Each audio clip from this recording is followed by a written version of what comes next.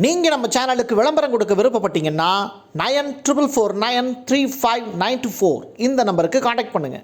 வெற்றி மீது வெற்றி வந்து என்னை சேரும் அப்படிங்கிற வார்த்தைக்கு உதாரணமாக ரஷ்ய அதிபர் புட்டினுக்கு 3 ஆண்டுகள் நடந்த போரினுடைய முடிவில் மிகப்பெரிய அளவிலான வெற்றி கிடச்சிருக்கு. ஐக்கிய நாடுகளுடைய பொது சபை ஊங்கா அதில் 2 தீர்மானங்கள் கொண்டு வரப்பட்டது. இந்த 2 தீர்மானங்களுமே ரஷ்யாவுக்கு கிடைத்திருக்கக்கூடிய மிகப்பெரிய வெற்றி. அந்த தீர்மானத்தினுடைய விவரங்களை நம்ம பார்க்கலாம். ஒரு புறம் என்ன அப்படின்னா, ட்ரம்ப்புக்கும் மெக்ரான் பிரான்சினுடைய அதிபருக்கும் இடையில நடந்த மீட்டிங். இன்னொரு புறம் ரஷ்ய அதிபர் புட்டின் தன்னுடைய முக்கியமான செய்தியாளர் ஒருவருக்கு ரஷ்யாவில் கொடுத்துருக்கக்கூடிய இன்டர்வியூ. இந்த 2மே இன்றைக்கி உலகளாவிய அளவில் பேசுபொருளாக மாறியிருக்கு. அடுத்து கிட்டத்தட்ட 1 மாத காலத்திற்கு இந்த நிகழ்வுகள் தான் செய்திகளாக பின்னி பிணைஞ்சு அடுத்தடுத்த கட்டங்களை நோக்கி நகரும். ஏன் சவுதி அரேபியாவில் இன்னும் சில நாட்களில் வாரங்களில் ட்ரம்ப்பு புட்டினுடைய சந்திப்பு அப்படிங்கிறது இருக்குன்னு சொல்கிறாங்க. என்ன நடந்துக்கிட்டு இருக்கு இந்த 2 வல்லரசு நாடுகளுக்கு இடையில்? வாங்க பார்க்கலாம் உறவுகளே. இது பிரசாத் சிக்னேச்சர். ஆண்களின் முழு சக்தி, இல்லற வாழ்வின் புத்துணர்ச்சி, 85 வருட அனுபவம் கொண்டு பாரம்பரிய முறைப்படி தயாரிக்கப்பட்ட இந்த மூலிகை பொடி உங்கள் வாழ்வில் மாற்றத்தை ஏற்படுத்தலாம். நரம்பு பலவீனம், நாள்பட்ட சுகர் போன்ற பிரச்சனைகளால் ஆண்களுக்கு ஏற்படும் பலவீனங்களுக்கு பிரத்யேகமாக தயாரிக்கப்பட்டது.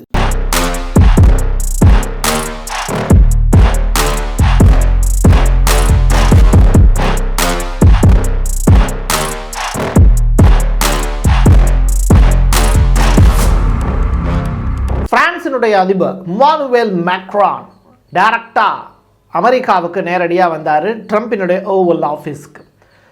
ட்ரம்ப் வந்து வெளியிலேயே வந்து ஆஃபீஸை விட்டு வெளியிலேயே வந்து மேக்ரானை வரவேற்றார். முதல் ஈவெண்ட்டையே இன்றைக்கி இருக்கக்கூடிய நெட்டிசன்கள் பயங்கரமாக மேக்ரானுக்கு எதிரான விஷயங்களை திருப்பி விட்டாங்க. ட்ரம்ப்பு மேக்ரானுடைய கையை பிடிக்கும் போது மேக்ரானுடைய கை எலும்புகள் உடைந்து போய் விட்டது அப்படிங்கிற ஸ்டேட்மெண்ட்டை பதிவு செஞ்சுருந்தாங்க. அந்த அளவிற்கு லாங் கிஸ் அப்படின்னு சொல்லுவாங்க. அதே மாதிரி இங்கே லாங் ஹேண்ட் ஷேக் அப்படிங்கிறது நடந்தது. இதை பார்த்துக்கிட்டு இருக்கக்கூடிய நெட்டிசன்கள் வந்து ட்ரம்ப்பினுடைய முகம் மாறலை, மேக்ரானுடைய முகம் மட்டும் மாறியதை கவனித்து அதை வந்து பெரிய அளவில் வைரல் ஆக்கிக்கிட்டு இருக்காங்க. சரி, வெளியிலேயே இவ்வளவு பெரிய அசிங்கம் மேக்ரானுக்கு நடந்துச்சு அப்படின்னா உள்ளுக்குள்ளே கூப்பிட்டு வச்சு என்ன அசிங்கப்படுத்த போகிறாரோ அப்படிங்கிற அச்சத்திலேயே தான் மேக்ரான் போயிருப்பார். 2 பேருமே வந்து ரொம்ப ஒரு சாதாரண ஒரு சேர் போட்டு தான் உட்காந்துருந்தாங்க. இதே நீங்கள் ரஷ்ய அதிபர் புட்டின்கிட்ட ஒரு மீட்டிங் அப்படின்னாலே அவ்வளோ பெரிய ஒரு டேபிள் இருக்கும். அந்த டேபிளில் வந்து அந்த கார்னரில் ஒருத்தர் உட்காந்துருப்பாங்க, இந்த கார்னரில் புட்டின் உட்காந்துருப்பார். அந்த ஈவெண்ட்டே பார்த்திங்கன்னா மாசாக இருக்கும். பட் அமெரிக்காவினுடைய ஓவல் ஆஃபீஸில் ஒரு நாட்டினுடைய அதிபர் வந்திருக்காரு, ரொம்ப கேஷுவலாக ஒரு சேர் போட்டு அவர் அசிங்கப்படுத்தி உட்கார வச்சு பேசிக்கிட்டு இருந்த காட்சிகள்லாம் அரங்கேறிச்சு. ட்ரம்ப் ரொம்ப கேஷுவலாக, எப்பயுமே உங்களுக்கு தெரியும் அவர் ரொம்ப யதார்த்தமான பேச்சாளர் தான் அவர். அந்த வகையில் மெக்ரானுடைய மனைவியை பற்றி எடுத்தோன்னு பேசினார். உங்களுடைய அன்பான மனைவி எப்படி இருக்காங்க, அவங்களுக்கு வணக்கங்கள் சொன்னேன்னு சொல்லிடுங்க அப்படின்னு சொல்லிட்டு கிண்டல் அடித்தார். ஏன்னா மேக்ரானுடைய மனைவி வந்து ஒரு LGBTQ சப்போர்ட்டர் அப்படின்னு தெரியும்.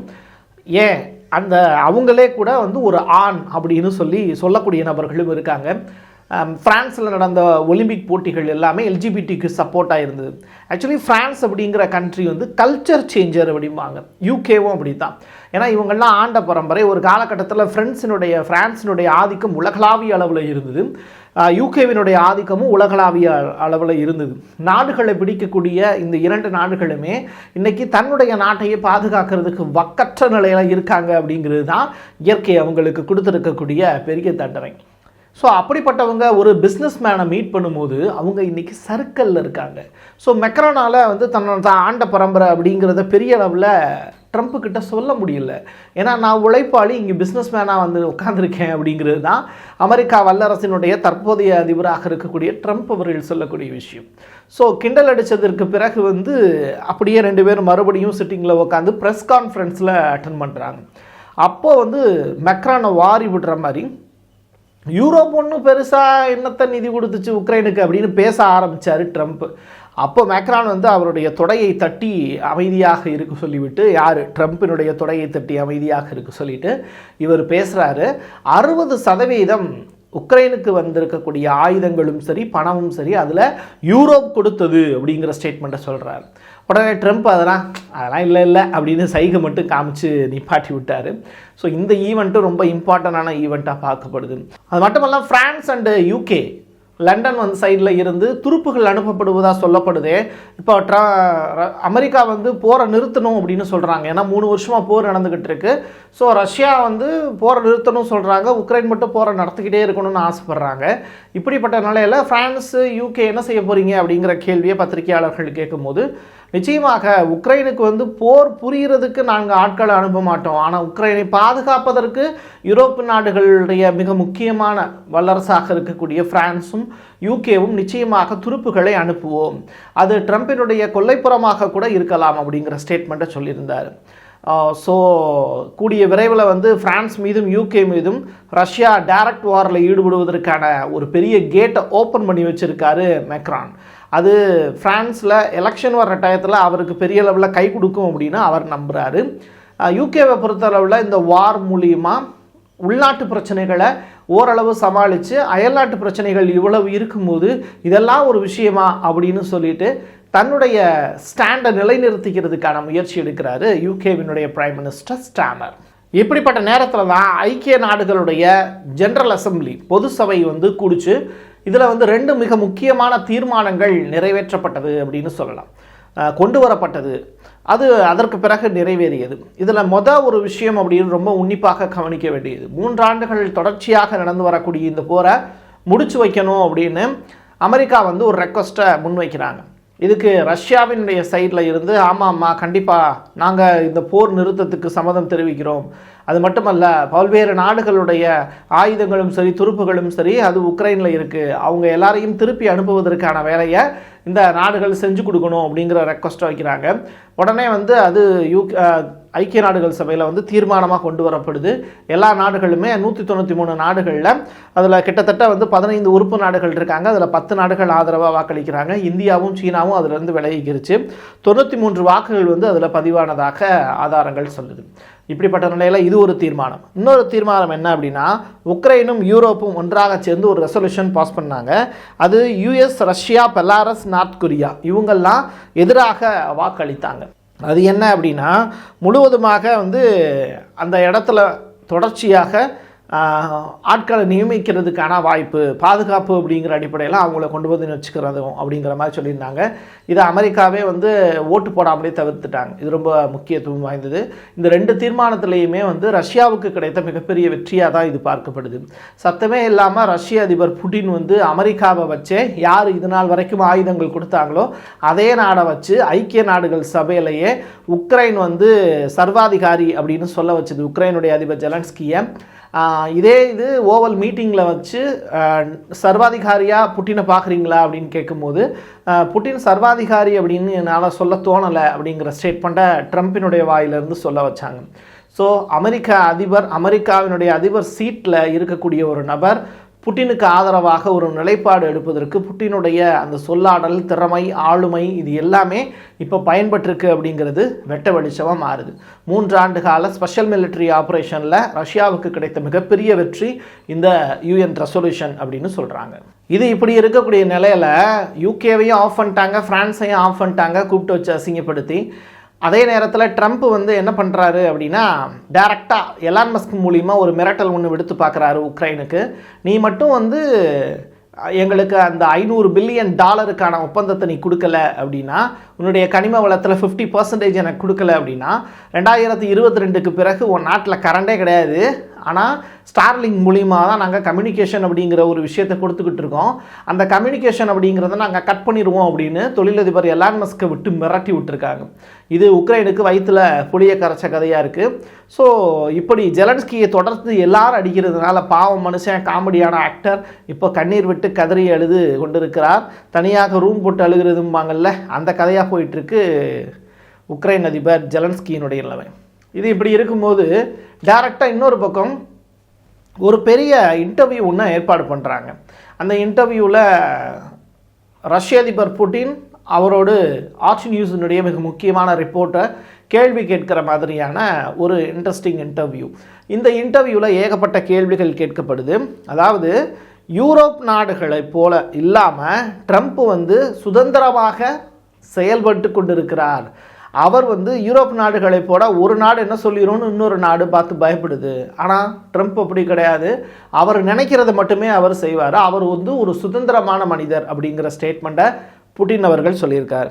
அது மட்டும் இல்லை, ஜெலன்ஸ்கியை பற்றிய கேள்விகளுக்கு பதில் சொல்லும்போது தேர்தலுக்கு பயந்து போய் தான் போரை நிறுத்துறதுக்கு மறுக்கிறாரு இந்த ஜெலன்ஸ்கி அப்படிங்கிற நபராக சொல்லியிருக்காரு. தேர்தல் இப்போ வச்சா கூட ஜெலன்ஸ்கிக்கு 0 வாக்குகள் மட்டுமே கிடைக்கும். உக்ரைனை சேர்ந்த ஒரு குடிமகள் கூட ஜெலன்ஸ்கிக்கு வாக்களிக்க மாட்டார்கள் அப்படிங்கிற ஸ்டேட்மெண்ட்டை ரஷ்ய அதிபர் புட்டின் சொல்லியிருக்கார். நல்லா கம்பைன் பண்ணி பார்த்தீங்கன்னா தெரியும், இந்த 3 வருட காலகட்டத்தில் போர் நடந்துக்கிட்டு இருக்கும்போது தான் ரஷ்யாவுனையும் எலெக்ஷன் வந்துச்சு. அதில் ரஷ்ய அதிபர் புட்டின் ஜெயிச்சு இப்போ ஆட்சி கட்டில உட்காந்துருக்காருங்கிறத ஞாபகம் வச்சுக்கோங்க. இன்னொரு புறம் ரஷ்யாவிடமிருந்து யூரோப் இனிமேல் எதுவுமே பெற முடியாது அப்படிங்கிற ஸ்டேட்மெண்ட்டை ரஷ்ய அதிபர் புட்டின் வந்து சொல்லியிருக்கார். இது மிரட்டலாக இருக்கலாம், வேறு மாதிரியான விஷயங்களையும் எதிர்பார்த்து சொல்லியிருக்கலாம். ஆனால் இதை எப்படி நான் பார்க்குறேன் அப்படின்னா, டைரெக்டாக ரஷ்யாவில் இருந்து போகக்கூடிய எரிசக்தி என்ற எரிபொருளை நம்பி தான் யூரோப்பியன் யூனியனில் இருக்கக்கூடிய 27 நாடுகளுமே இதனால் வரைக்கும் வாழ்ந்து வந்தாங்க. இப்போ அதற்கான டாரிஃப் அதிகரித்து அவங்களுக்கு கொடுக்கக்கூடாதுங்கிற முடிவை ரஷ்ய அதிபர் புட்டின் எடுத்ததனுடைய விளைவு 2025 முடிவுக்கு பிறகு யூரோப் நாடுகள் எரிசக்தி என்ற எரிபொருள் தேவைக்கு யாரை நம்பி இருப்பார்கள் அப்படிங்கிற பெரிய கேள்வி இருக்குது. இதனால் அவங்க நிச்சயமாக இந்த போரை தவிர்க்க வேண்டிய காலகட்டத்தில் வாழ்கிறாங்க. இதில் ஸ்ட்ராங்கான 2 கண்ட்ரீஸ்னால் அது பிரான்ஸும் யூகேவும் தான். அவங்க வேணால் இதில் தப்பிச்சு பிழைச்சிக்கிறதுக்கான வாய்ப்பு இருக்குது. அதனால் இவங்க தொடர்ச்சியாக ரஷ்யாவுக்கு எதிரான செயல்களில் ஈடுபடுவாங்கிறதுல மாற்றுக்கருத்து இல்லை. யுஎஸ்ஏ யுக்ரைன் இந்த 2 நாடுகளுக்கு இடையிலான கனிம ஒப்பந்தம் இருக்குல்ல, இப்போது ரஷ்ய அதிபர் புட்டின் வந்து என்ன சொல்கிறாருன்னா, இந்த மாதிரியான கனிம ஒப்பந்தம் இருக்குல்ல, மைனிங் ஒப்பந்தம், அதில் வந்து அமெரிக்கா 50% கேட்கக்கூடிய விஷயங்களுக்கும் எங்களுக்கு சம்மந்தமே கிடையாது. அதில் ரஷ்யா ஈடுபடலை. உக்ரைனுடைய கனிம ஒப்பந்தங்கள்லையோ அவங்களுடைய லாபத்திலையோ நட்டத்திலையோ எங்களுக்கு எந்த விதமான பங்கும் கிடையாது அப்படின்னு சொல்லிட்டார். இது ரஷ்ய அதிபர் புட்டினுடைய ஜென்யூனான நடவடிக்கையை தான் காட்டுது. இன்னும் கொஞ்ச நாளில் இந்த பஞ்சாயத்துகள் எல்லாம் முடிச்சிருவாங்க. யூரோப்பியன் யூனியன் கண்ட்ரீஸில் இருக்கக்கூடிய இந்த யூகேவுக்கும் ஃப்ரான்ஸுக்குமே கடிவாளங்கள் கூடிய சீக்கிரம் போட்டுருவாங்க. ஸோ ட்ரம்ப்பும் புட்டினும் மட்டும்தான், இவங்க 2 பேரும் கடைசியாக ஒரு மீட்டிங் ஒன்று ஆர்கனைஸ் பண்ணுவாங்க. அந்த மீட்டிங் ஏற்கனவே பேசின ஃபோன் கால்ஸ் ஒன்றும் திருப்திகரமாக இல்லை அப்படின்னு தான் ரஷ்ய அதிபர் புட்டின் சொல்லியிருக்காரு. அப்படின்னா என்ன அர்த்தம்னா, ட்ரம்ப்பை நேரடியாக சந்திப்பதற்கான வாய்ப்பை உருவாக்க முயல்கிறார் புட்டின் அப்படிங்கிறது மட்டும் தெளிவாக தெரியுது. ஏன்னா அந்த இன்டர்வியூவை நல்லா கவனித்து பார்க்கும்போது அந்த விஷயங்கள் தான் எனக்கு புலப்படுது. இப்படிப்பட்ட நிலையில் இன்னும் சில வாரங்களில் சவுதி அரேபியாவில் ட்ரம்ப்பையும் புட்டினையும் மீட் பண்ணி பேச வைக்கிறதுக்கான வேலையை சவுதி அரேபியாவினுடைய மன்னர் சல்மான் அவர்கள் செய்து கொண்டிருக்கிறார் அப்படிங்கிற செய்தி. இப்போ ட்ரம்ப்பும் அதுக்கு ஓகே சொல்லியிருக்காங்க, புட்டினும் ஓகே சொல்லியிருக்காங்க. பார்க்கலாம் இந்த 2 வல்லரசு நாடுகளுடைய தலைவர்களும் அடுத்ததாக எப்படியெல்லாம் உலகத்தை ஆட்டுவிக்க போகிறார்கள் அப்படின்னு. இப்படிப்பட்ட நிலையில் ஒரு விஷயத்தை நான் உங்களுக்கு சொல்ல விரும்புகிறேன். யூரோப்பியன் யூனியன் கண்ட்ரீஸ் வந்து டோட்டலாக அவங்க உருவாக்கிய நாட்டோ அப்படிங்கிற அந்த படை உடையுது. அதே மாதிரி இந்த பக்கம் பிரிக்ஸுங்கிற கூட்டமைப்பில் ரஷ்யா இல்லாமல் பிரிக்ஸு கூட்டமைப்பில் பொதுநிலைப்பாடோடு இருக்கக்கூடிய இந்தியாவால் பெரிய லெவலில் எதுவும் செய்ய முடியாது. சீனாவுக்கு எதிராக அமெரிக்கா செயல்படும் அப்படிங்கிறதுனாலையும் சீனாவாலையும் பெரிய அளவில் முயற்சி செய்ய முடியாது. இந்தியாவோட சப்போர்ட் சீனாவுக்கோ சீனாவுடைய சப்போர்ட் இந்தியாவுக்கோ இருக்குமான்னு கேட்டால் எல்லை பஞ்சாயத்து இருக்குங்கிறதுனால இவங்க 2 பேரும் ஒன்றா சேர்ந்து செயல்பட முடியாது. ஆகவே பிரிக்ஸினுடைய கூட்டமைப்பு அவங்க உருவாக்கக்கூடிய நாணயமும் செயலிழக்கும், டாலராக இருக்கும். ரஷ்ய அதிபர் புட்டின் தொடர்ச்சியாக உலகத்தினுடைய நாட்டாமை அப்படிங்கிற அந்த சேரில் உட்கார்ந்து தான் இருக்கார். என் கையெழுத்து என் மக்களுக்கானது உறவுகளே. மீண்டும் ஒரு பதிவில் சந்திக்கலாம். பிரிக்ஸும் உடையுது, நாட்டோவும் உடையுது. நன்றி, வணக்கம். நீங்கள் நம்ம சேனலுக்கு விளம்பரம் கொடுக்க விருப்பப்பட்டீங்கன்னா 9449359224 இந்த நம்பருக்கு காண்டாக்ட் பண்ணுங்கள். ஆண்களுக்கு சக்தியை அதிகரிக்கும் மூலிகைகளை தேர்ந்தெடுத்து நேர்த்தியான முறையில் தயாரிக்கப்பட்டது ஊட்டி நேச்சுரல் பவுடர். மூலிகைகளில் அனுபவம் கொண்ட டாக்டரால் உருவாக்கப்பட்டது. நேரில் வருபவர்களுக்கு மருத்துவ ஆலோசனை வழங்கப்படும். கொரியர் மூலமாகவும் பெற்றுக்கொள்ளலாம். தமிழ்நாட்டிற்குள் கேஷ் ஆன் டெலிவரி வசதியும் உண்டு.